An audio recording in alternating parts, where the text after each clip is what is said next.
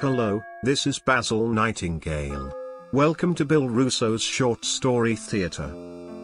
We have for you today a tale with some truth in it, rooted in legend and myth. A yarn that is based on the first settlers, in what some people called, the New World. But that world was not new. For the people who lived in that New World, had existed there for 12,000 years, before being invaded by people with names like Winslow, Bradford, and Standish. So here now is Bill Russo's eerie tale that we call The Fifth Floor.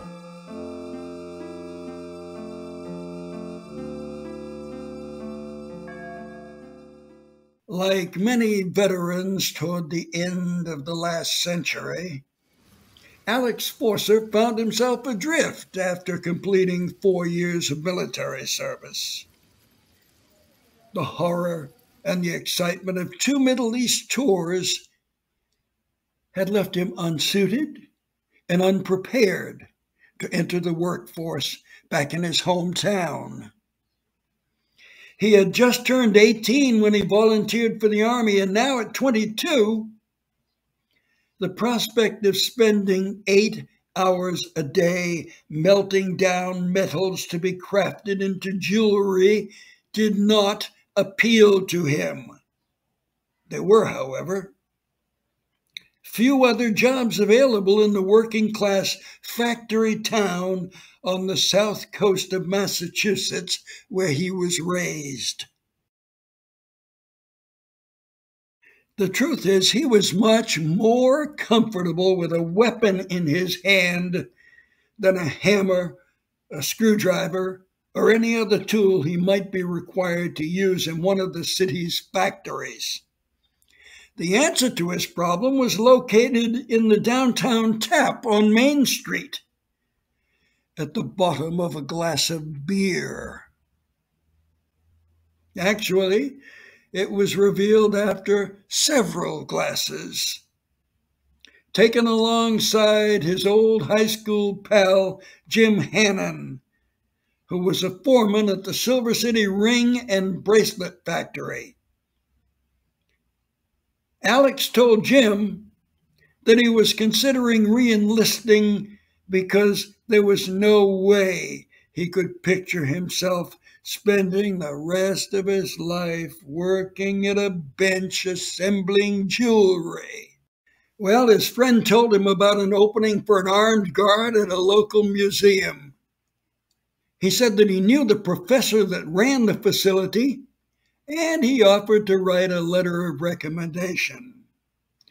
So early the next afternoon, Alex, with that letter in hand, left his room at the YMCA and walked to the museum, located on the 5th floor of the tallest structure in the city.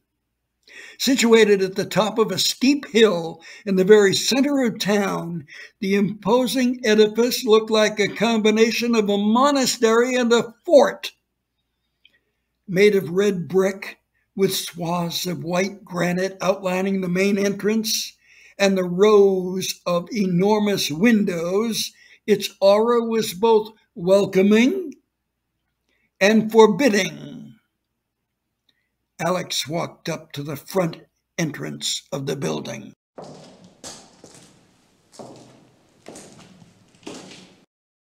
Entering from the street through a set of automatic doors, Alex examined the first floor, which consisted of 3 things only: a newsstand, an elevator, and the bank. The lobby's signboard confirmed that the Jewelry City Bank and Trust Company filled most of the ground level. The studios and offices of the local radio station took up all of the 2nd floor. The 3rd level was Lawyer Row, being home to the city's most prestigious legal eagles. The 4th story was split between a restaurant, beauty salon, barbershop, and a few other businesses.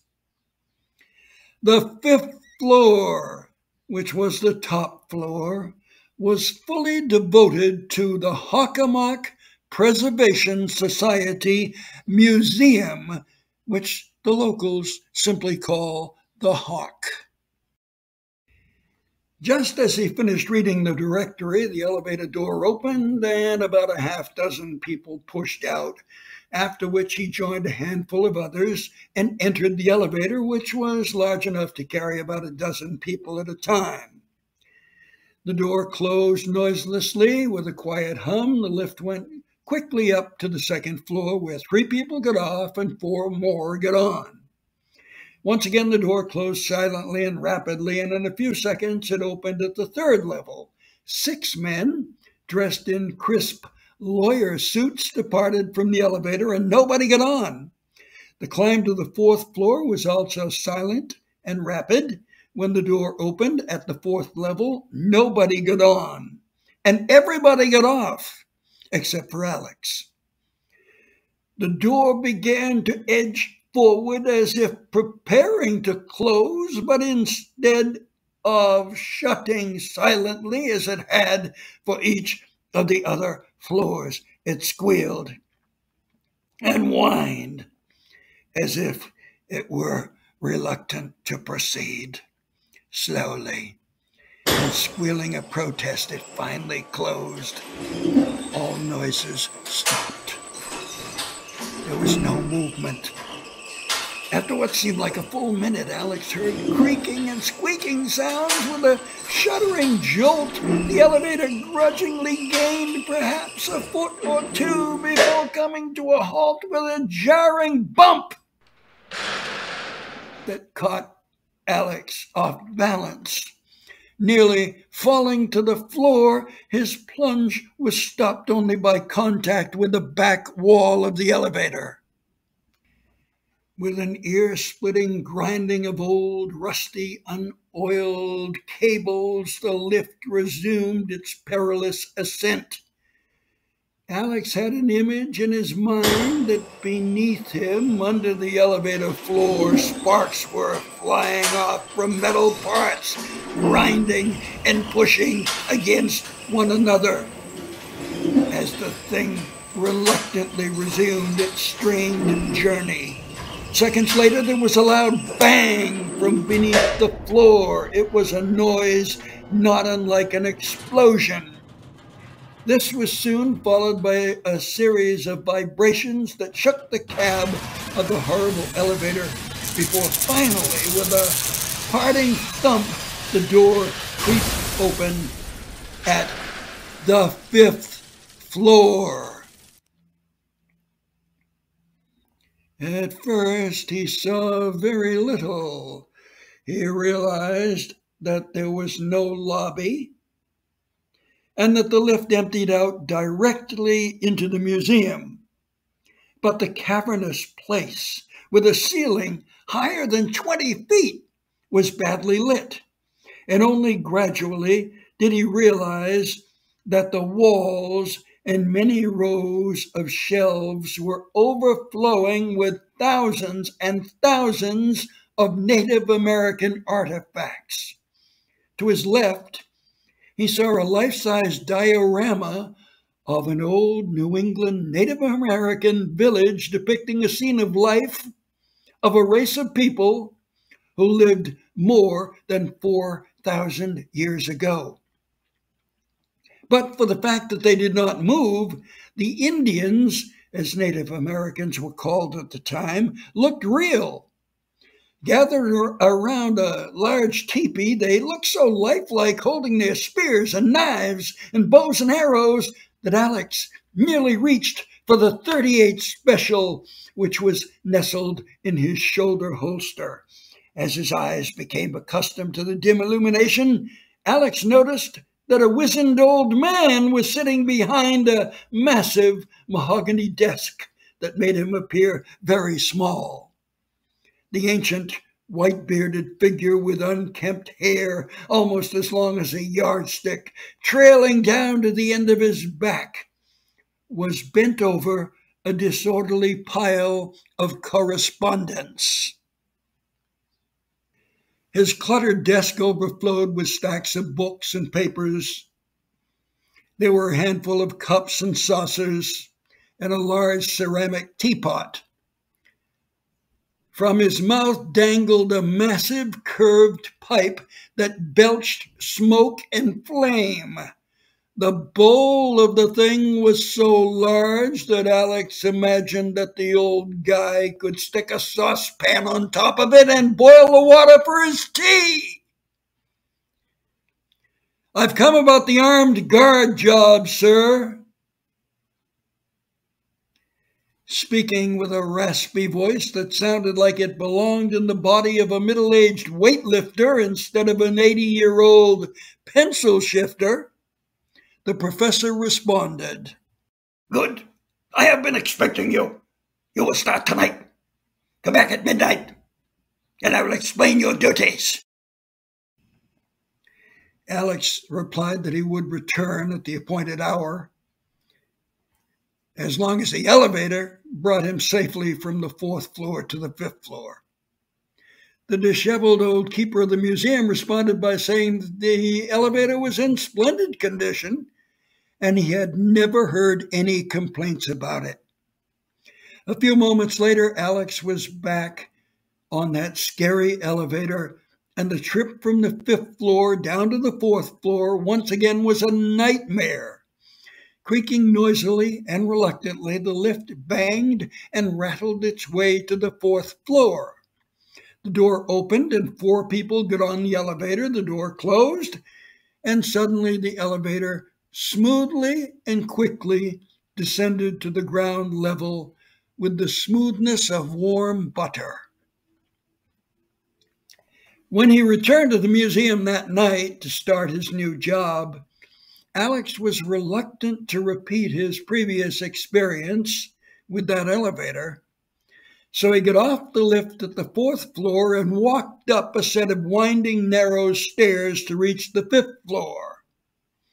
When he went into the museum, the old man, just as before, was seated at his desk, nearly buried under half-full cups of tea and mounds of books and papers, and further hidden from view by thick clouds of blue smoke that plumed up from that long, curved thing that dangled from his lips, which seemed more like a rubbish incinerator than a pipe.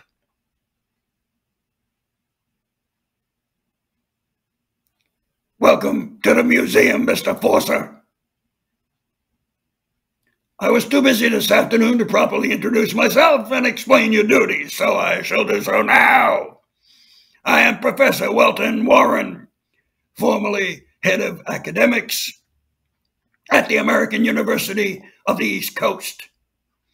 What you see here are the fruits of my labors of more than 3/4 of a century, searching for and cataloging artifacts from the Native American people of this region who lived here in what we call southeastern Massachusetts and Cape Cod for the last 12,000 years.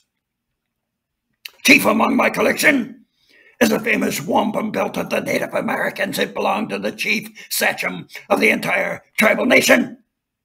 He was literally a king of kings. Dozens of smaller kings in Rhode Island, Cape Cod, and Massachusetts paid tribute to him, and that tribute was not just in respect or allegiance. That tribute was paid in gold, silver, and wampum. And wampum to the Native Americans was worth more, far more, than that legal tender issued by the colonies of the transplanted Europeans. And far more than just a belt, the wampum belt is a visual record of the people. Woven into the design of the belt are images and symbols which show the history of the tribe more clearly than could ever be illustrated in a printed book.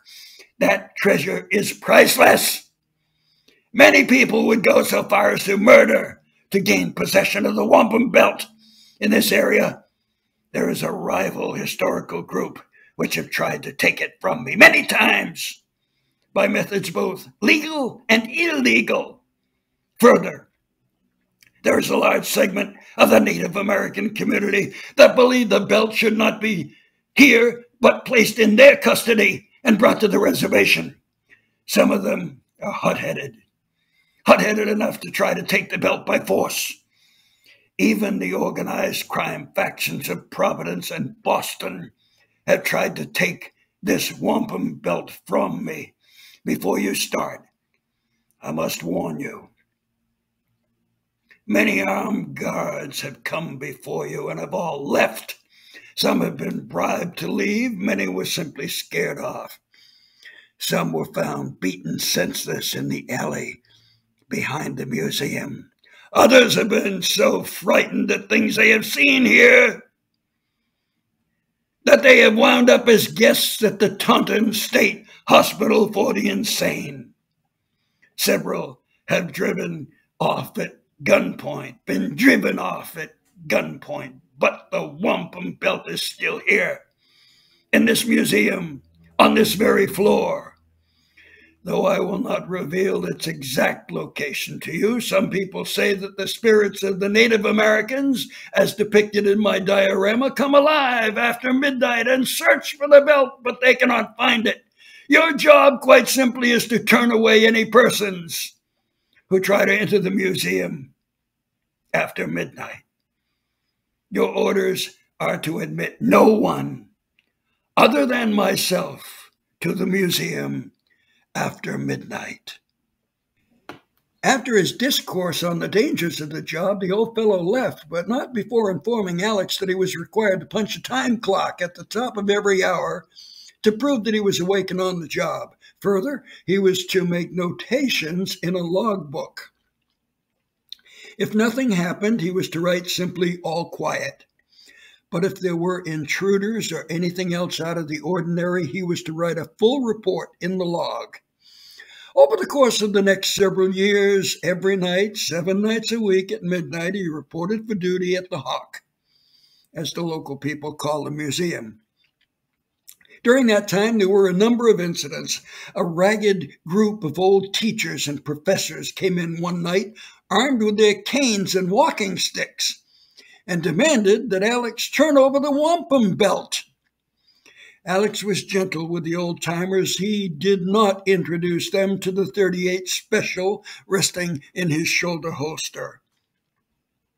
He just politely told them they were trespassing and they must leave, or he would summon the police. He was perhaps too gentle with the group because, just like flipping over a page in a printed calendar, they began showing up every single month. At midnight one morning, they trooped in with an extra-large and noisy group. Alex was tolerant, but he finally had enough. He began walking towards them, and as he did so, he lifted his left arm toward the ceiling, revealing the black leather shoulder holster, which was home to his .38 special, a weapon which had served with lethal distinction during his time overseas in the military. He raised his right arm about halfway up his chest and closed his fist with his forefinger sticking out and pointing at the trusty old war gun. Well, that crusty bunch of old codgers beat a hasty retreat into the waiting elevator, and they never returned. But in future, some members of that group would be interviewed by newspaper reporters and announcers from the local radio station. Invariably, they responded that they indeed did become very frightened and made a hasty departure from the museum at that time, leaving as quickly as they were able to. But, they said, to a man, that it was not the armed guard threatening them with his .38 special that made them leave. When pressed for more information, the old-timers refused to say exactly what it was that scared them off. There were other more serious efforts by groups and individuals to capture the wampum belt, but Alex withstood every attack and dutifully recorded each attempt in his logbook. He was never very fearful during the attempts by individuals or groups to steal the belt. He was simply doing his job. He easily handled every problem, acting almost on automatic pilot, using skills and tactics that had been sharpened to a fine point during his time in the military. He was, however, unsettled and almost scared by one thing. It was the big chief, the figure in the diorama. He stood tall, wore paint on his face, in full headdress, one arm raised high, and in the hand of the massive warrior was a genuine 17th century scalping knife. He looked so authentic and lifelike that he almost seemed to be a living being.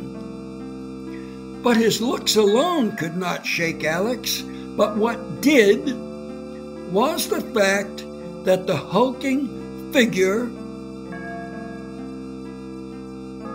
was able to move.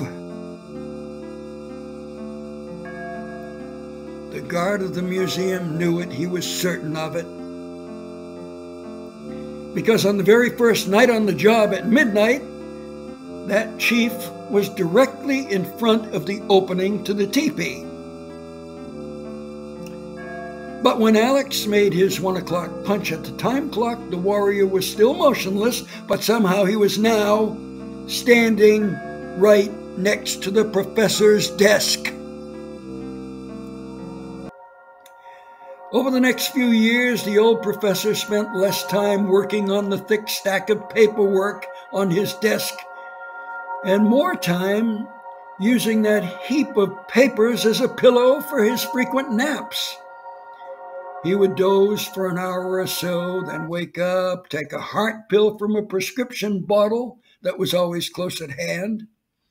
Then he'd shuffle papers for a minute or two and lay his head down on that pillow made of paperwork and begin a new nap. That would continue even as visitors to the museum came in and walked among his treasures. They were not allowed near the diorama of the Indian village.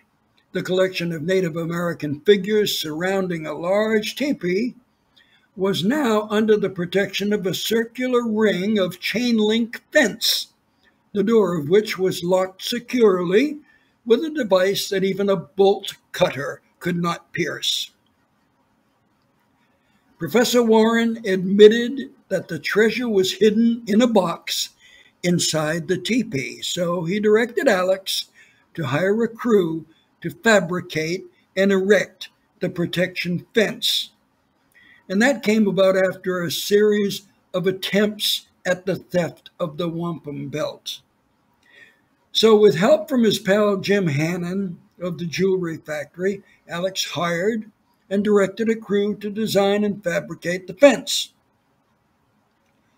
Once the job was completed, the old Professor Welton Warren felt much more secure and at ease so that he could enjoy his long naps without fear of the wampum belt being purloined. Now, during this period, a new highway was being constructed at the edge of the city, which was designed to shorten the driving time to Boston for the people living in southeastern Massachusetts and the island of Cape Cod. Before work on the road could begin, it was decided that the route would have to be inspected by an expert to make sure that no Native American burial sites would be affected. This meant that every foot of every mile had to be walked on and examined by an expert. Being the most eminent authority on Native American culture in New England and probably the whole nation, the job fell to Professor Warren, despite his advanced age. For one full year, 365 days without stopping, the old professor spent every hour of daylight slogging along sections of the 5-mile route through the edge of the city. With a crew of 5 helpers manning picks and shovels, the old man excavated more than a dozen sites that were once Native American villages. Hundreds of artifacts were found, including weapons, jewelry, and many other items. 2 burial sites were uncovered, and it was decided that the highway would have to be detoured around them. To accomplish this was to add many hundreds of thousands of dollars to the cost of the roadway, but because the burial sites were sacred to the tribes of the area, it had to be done. After this work was finished, so was the old professor, literally. The last of his earthly energy was expended on that highway dig. On the night of that last day, he went to the museum as usual. At midnight, as usual, Alex reported for work. He found the old professor slumped over his desk. That was not unusual. But what was that his bottle of heart medicine had been knocked over. Pills were scattered all around the stack of papers that served as a pillow for the old boy's head.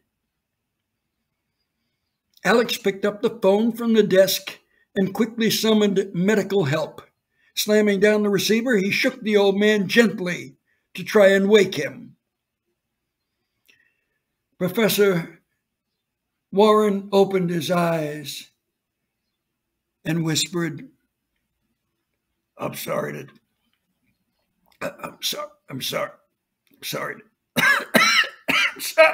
tell you, Alex, your job is finished. Your job is finished with my death, which will certainly be within a minute or two. Alex, go back to the Army. It's where you belong. There will be no need for a guard at the museum now. No need for a guard at the museum. The wampum belt is safe. Alex tried to get the professor to explain, but his eyelids slowly closed, and with a last sigh, he took his final breath. Alex looked over at the diorama of the Native American village, which housed the teepee with the wampum belt inside, and the huge war-painted chief at the entrance to the wigwam. Instantly, he noticed that the chief was gone, disappeared. That massive statue, more than 7 feet tall, had vanished. But the lock on the chain link fence was still in place, untouched. Alex knew that something else would be missing too, the wampum belt. As he came to this realization, he saw that in the lifeless hand of the professor was a piece of paper. He took the paper. It was a note written in a childlike scrawl by the professor while he was being ravaged by the heart attack that proved fatal. The note had 9 words only. 9 words. It said, "The chief took the belt. It is safe now."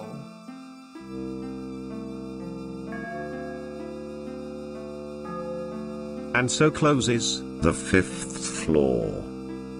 Written by Bill Russo, the story is based on the famous wampum belt of a large Native American tribe that lived in an area that encompasses what is now called Cape Cod, Rhode Island, and Massachusetts. The land was taken from them by European settlers, who nearly exterminated the whole tribe, in the King Philip War, one of the bloodiest conflicts ever to take place on American soil.